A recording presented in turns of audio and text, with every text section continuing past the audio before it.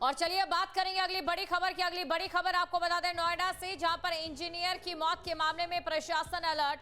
SIT आज से जांच शुरू कर सकती है। एसआईटी को 5 दिनों के भीतर रिपोर्ट सौंपनी होगी। बड़ी खबर आपको बता रहे हैं, इंजीनियर की मौत के मामले में जांच और तेज हो गई है और एसआईटी आज से जांच शुरू कर देगी। तो एसआईटी की ओर से आज जांच शुरू कर दी जाएगी और साथ ही आपको ये भी जानकारी दे दें कि इस दौरान एसआईटी 5 दिनों के भीतर अपनी रिपोर्ट भी सौंपेगी।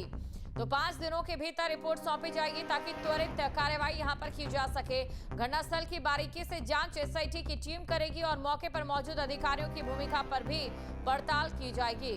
मृतक इंजीनियर के पिता और प्रत्यक्षदर्शियों के बयान भी दर्ज किए जाएंगे। दमकल विभाग और प्राधिकरण के संबंधित विभागों की भूमिका की भी जांच होगी।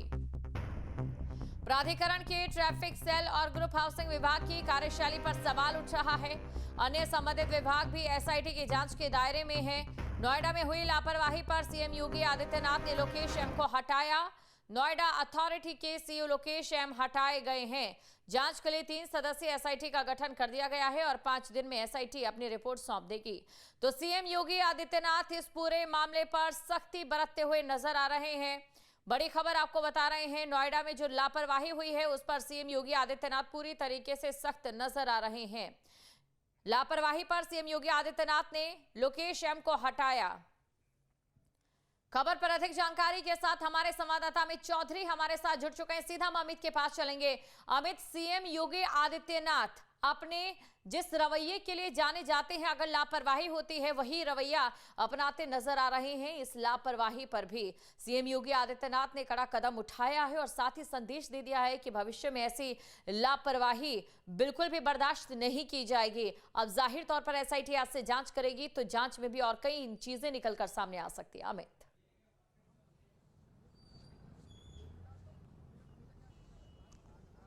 बिल्कुल दीपशिका, इस दुखद घटना पर सीएम योगी की नजर है और मुख्यमंत्री हर एक मामले पर नजर बनाए हुए हैं। लोकेश एम जो नोएडा प्राधिकरण के सीईओ थे, उनकी तरफ से घटना होने के बाद भी घटनास्थल का निरीक्षण नहीं किया गया, संबंधित विभाग मौके पर नहीं पहुंचे और जिस कार्रवाई की उम्मीद सेक्टर 150 के या नोएडा के लोग कर रहे थे, उस तरीके की कार्रवाई भी लोकेश एम के द्वारा नहीं की गई। केवल एक जई को सेवा समाप्त कर जो अस्थायी कर्मचारी था उसकी सेवा समाप्त करके पल्ला झाड़ा गया। तमाम जो विभाग हैं संबंधित, उनसे जवाब मांगा गया था। जवाब मांगने के बजाय उनकी भूमिका की जांच करने के लिए 24 घंटे का समय देना चाहिए था, लेकिन कोई समय सीमा निर्धारित नहीं की गई। केवल कारण बताओ नोटिस जारी कर पल्ला झाड़ लिया गया।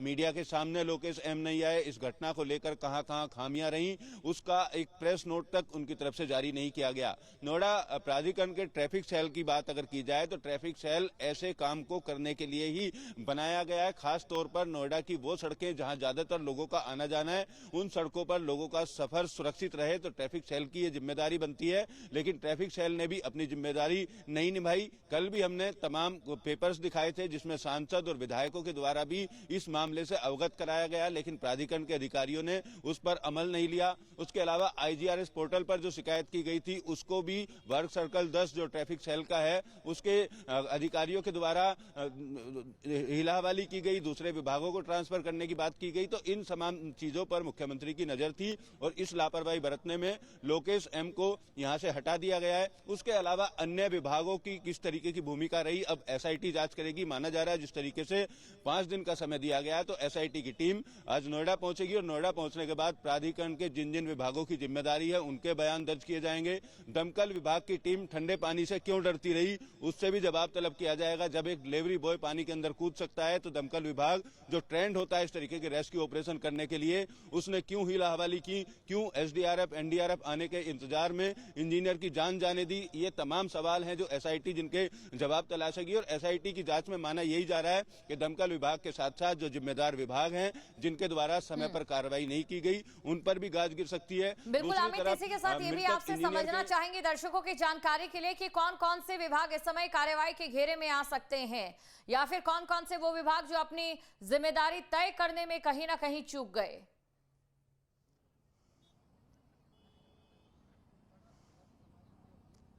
बिल्कुल, देखिए सबसे महत्वपूर्ण जो भूमिका है वो नोएडा प्राधिकरण के ट्रैफिक सेल की है। ट्रैफिक सेल को इस तरीके से जो गड्ढा खुदा हुआ है, इस गड्ढे को लेकर साइन बोर्ड लगाने चाहिए थे, बैरिकेटिंग लगाने चाहिए थे, वो समय रहते क्यों नहीं लगाए गए। तो ट्रैफिक सेल की जिम्मेदारी के साथ साथ जो बिल्डिंग सेल है, जो बिल्डरों को देखने वाला विभाग है, यानी उस विभाग को लेकर भी उसकी भूमिका भी देखी जाएगी कि अगर इस बिल्डर कंपनियों पर 3,000 करोड़ रुपए का बकाया है, उस बकाया की वसूली क्यों नहीं की, और किसी भी निर्माण कार्य को शुरू करने से पहले जिन सेफ्टी मेजर्स का पालन करना चाहिए, बाउंड्री करनी चाहिए, यहाँ पर तमाम तरीके के बैरिकेड्स लगाए जाने चाहिए थे, उनका पालन क्यों नहीं कराया गया। एक तरफ तो प्राधिकरण अपना पैसा नहीं वसूल कर पाया, दूसरी तरफ जो नियमों का पालन है वो नहीं करा पाया, और नियमों का पालन कराने के लिए जिम्मेदार जो भी अफसर हैं उनकी भी जवाबदेही तय की जाएगी। एसआईटी की जांच में वो अधिकारी भी एसआईटी के निशाने पर होंगे और उन पर भी गाज गिर सकती है। फिलहाल जो भी संबंधित विभाग हैं प्राधिकरण के, उन सभी पर तलवार लटकी हुई है, सीधे तौर पर कार्रवाई होनी चाहिए, इसी तरीके की मांग की जा रही है। नोएडा फ्लैट बायर एसोसिएशन की तरफ से भी लोकेश एम को हटाए जाने के बाद उनके खिलाफ आपराधिक मुकदमा दर्ज कराने की मांग फिलहाल उठाई गई है। लोगों के अंदर जिस तरीके का आक्रोश है, जिस तरीके से कैंडल मार्च निकालकर महिला, बुजुर्ग और बच्चे सड़कों पर दिखाई दिए, उस सोसाइटी के लोगों का आक्रोश शामित नजर आया। अब इसी के साथ तस्वीरें भी हम देखना चाहेंगे, अगर आप वहीं घटनास्थल पर मौजूद हैं। उसके बाद प्रशासन की ओर से क्या कदम उठाए गए जो पहले उठाने चाहिए थे। हालांकि अभी भी एक बहुत बड़ा हिस्सा कहीं ना कहीं उन कदमों से अछूता रहा है। क्या वहां अभी तक कोई प्रशासन की ओर से कार्य किया गया है?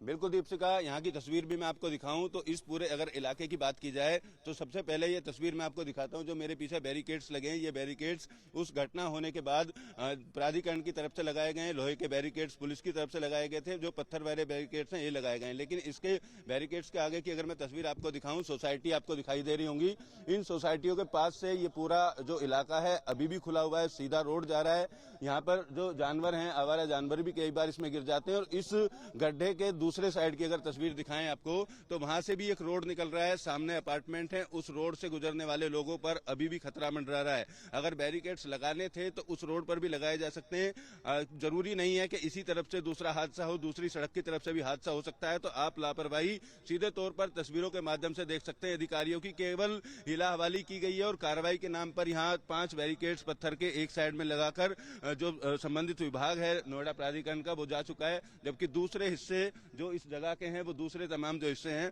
वो अभी भी खुले हुए हैं, यानी हादसा अभी भी हो सकता है। बिल्डर की जवाबदेही के लिए नोएडा प्राधिकरण की तरफ से अभी तक कोई नोटिस जारी नहीं किया गया है। नोएडा पुलिस की तरफ से एफआईआर जरूर दर्ज कर ली गई है, लेकिन प्राधिकरण की संबंधित विभाग की जिम्मेदारी बनती है कि बिल्डर को नोटिस जारी किया जाए, उससे जवाब तलब किया जाए कि आखिर इतनी लापरवाही कैसी की है। तो कोई कार्रवाई प्राधिकरण की तरफ से बिल्डर के ऊपर अभी तक होती हुई नजर नहीं आ रही है। बैरिकेड्स के नाम पर 5 बैरिकेड्स यहाँ पर लगा दिए गए पत्थर के, क्योंकि टर्न है और यहाँ पर दोबारा से हादसा ना हो, क्योंकि हादसा हुआ है। लेकिन अभी तक की जो कार्रवाई है उससे आप समझ सकते हैं कि प्राधिकरण के संबंधित विभागों के द्वारा यहाँ पर निरीक्षण तक नहीं किया गया है। निरीक्षण करने की, आसपास के लोगों से बातचीत का कोई प्रेस नोट जारी नहीं किया गया है। नोएडा प्राधिकरण के एसीओ से कल हमारी बात हुई थी। जिस तरीके से सांसद और विधायक के लेटर आईजीआर पोर्टल पर शिकायत हुई उसके बारे में भी हमने उनसे बात की, लेकिन उनको जानकारी नहीं थी। सतीश पाल जो एसीओ हैं वो कह रहे थे हमारे पास ऐसी कोई जानकारी नहीं है कि सांसद और विधायक की तरफ से देखिए अमित, जो आपकी ओर से तमाम जानकारी दी जा रही है उसी के साथ ये भी समझना चाहेंगे, जहां पर ये खुला वाटर पिट है, इससे पहले तो खुला नहीं छोड़ा जाना चाहिए था, लेकिन ये कितना खतरनाक हो सकता है, कितनी इसकी गहराई बताई जा रही है, कितना यहाँ पर पानी जमा बताया जा रहा है।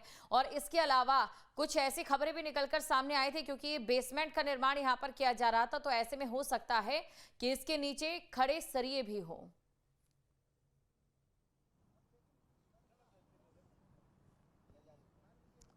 बिल्कुल, देखिए इस पानी की अगर बात की जाए तो तमाम जो सोसाइटी हैं इसकी तस्वीर में मैं आपको दिखाऊं, काफी बड़ा इलाका है जिसमें पानी भरा हुआ है। और एक जानकारी और सूत्रों के हवाले से निकलकर सामने आई है, जो नाला इसके पास से निकल रहा है, इस नाले का ही पानी इस प्लॉट के अंदर जमा हुआ है, इस गड्ढे के अंदर जमा हुआ है।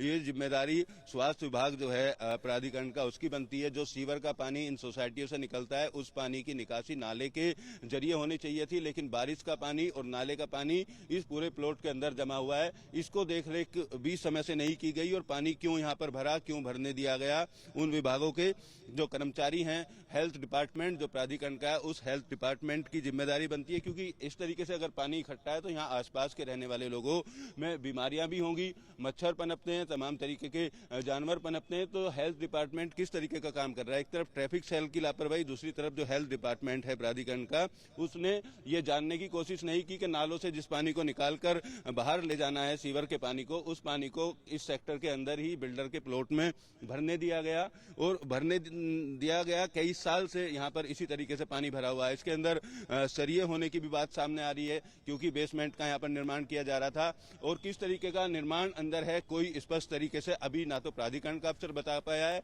ना ही संबंधित बिल्डर की तरफ से किसी तरीके का बयान इस पूरे मामले में आया है। और इस जल भराव को लेकर सोसाइटी के लोग काफी चिंतित हैं। उन लोगों का यह भी कहना है कि सुबह के वक्त तमाम स्कूल की बसें यहाँ से निकलती हैं, उनके बच्चों की जान को जोखिम हो सकता था। कोहरा जिस तरीके से पिछले दिनों था, पिछले दिनों सरकार की तरफ से भी आदेश दिए गए थे कि कोहरे के चलते जो सड़क हादसे हैं उनमें कमी लाने के लिए जरूरी कदम उठाएं, लेकिन नोएडा प्राधिकरण ने कोई जरूरी कदम यहाँ पर नहीं उठाए। ट्रक ड्राइवर 31 तारीख को यहाँ पर मरते मरते बचा, उसके बाद भी नहीं जागा प्राधिकरण। और जब इंजीनियर की जान चली गई, मीडिया ने पूरा मामला ये उठाया, उसके बाद अब थोड़ी जो कार्रवाई है वो फिलहाल देखी जा रही है, लेकिन इस कार्रवाई को नाकाफी बता रहे हैं। नाकाफी कार्रवाई को देखते हुए ही मुख्यमंत्री ने सीईओ लोकेश एम को उनके पद से हटा दिया है। दूसरे कौन सीईओ होंगे उस बारे में तो अभी शायद आज शाम तक स्पष्ट हो पाए, लेकिन ये लापरवाही नोएडा के लोगों की चिंता जरूर बढ़ा रही है। चाहे हेल्थ डिपार्टमेंट की बात करें, चाहे बिल्कुल, तो लोगों की चिंता यहाँ पर बढ़ती जा रही है। शुक्रिया तमाम जानकारी को दर्शकों तक पहुंचाने के लिए अमित। और नोएडा के सेक्टर 150 में सॉफ्टवेयर इंजीनियर युवराज की मौत के मामले में सख्त एक्शन देखने को मिला। मामले को लेकर नोएडा अथॉरिटी के सीईओ लोकेश एम हटा दिए गए। मामले की जांच के लिए 3 सदस्यीय एसआईटी का गठन किया गया, जो 5 दिनों के भीतर अपनी रिपोर्ट सौंपेगी।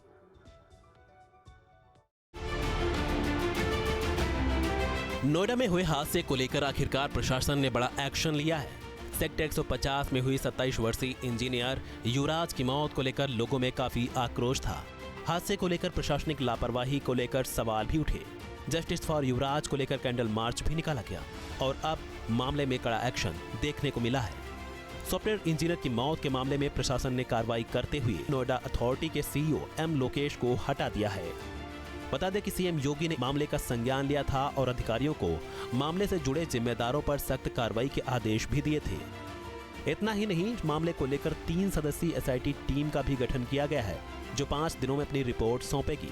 लोकेश एम एनएमआरसी कैलेंडर को लेकर भी विवादों में सामने आए थे। वहीं नोएडा मामले के तूल पकड़ने के बाद नोएडा अथॉरिटी ने रविवार को लापरवाही पर सख्त कार्रवाई भी की थी। सेक्टर 150 क्षेत्र के यातायात कार्य से जुड़े अधिकारियों कर्मचारियों को कारण बताओ नोटिस जारी किया गया था।